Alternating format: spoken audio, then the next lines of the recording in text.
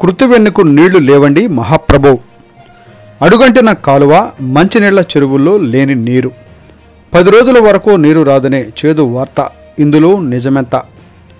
గుక్కెడు నీళ్ల కోసం కృత్తివెన్ను వాసుల పాట్లు. సత్వరమే అధికారులు ప్రత్యామ్నాయ చూపాలని గ్రామస్తుల వినతి.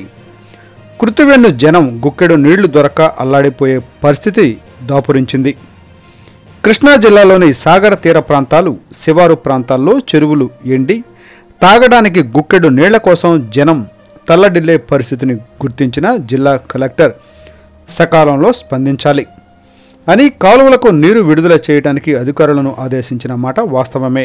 అయితే ప్రస్తుతం కృత్తివెన్ను మండలంలో జనం దాహం దాహం అని కేకలు వేసే దయనీయ పరిస్థితి ఏర్పడింది.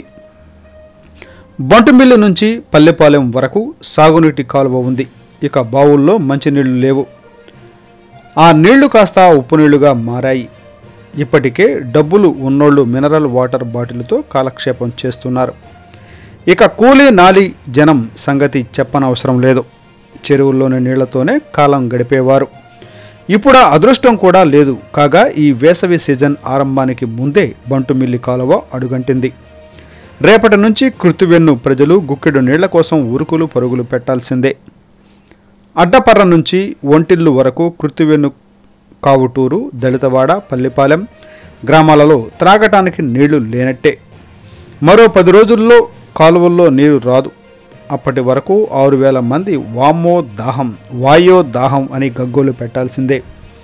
కలెక్టర్ గారు స్పందించి కనీసం వాటర్ ట్యాంకర్లతో ఈ పల్లె పట్టును ఆదుకోవాలని.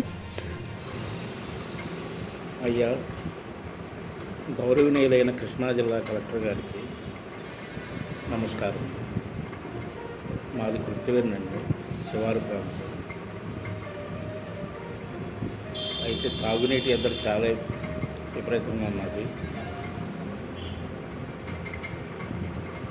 ఈ కృత్తివెన్ను గ్రామంలో ఉన్న మెయిన్ మంచినీటి చెరువు కూడా అడుగంటిపోయింది.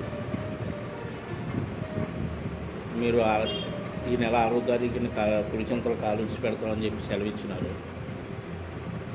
అది ఇంచుమించు 10-12 తారీఖు దాకా మా గ్రామానికి రాదు. అప్పటి వరకు తాగినట్టు చాలా ఇబ్బంది, పెద్దలు చాలా ఇబ్బంది పడవలసి వస్తుంది. మీరు మా యందు దయించి ఆ తాగునీటి సరఫరా సవ్యంగా సాగడానికి కాలువలు బాగు చేయించి ట్యాంకర్ల ద్వారా నీరు సరఫరా చేస్తారని ఆశిస్తున్నాము.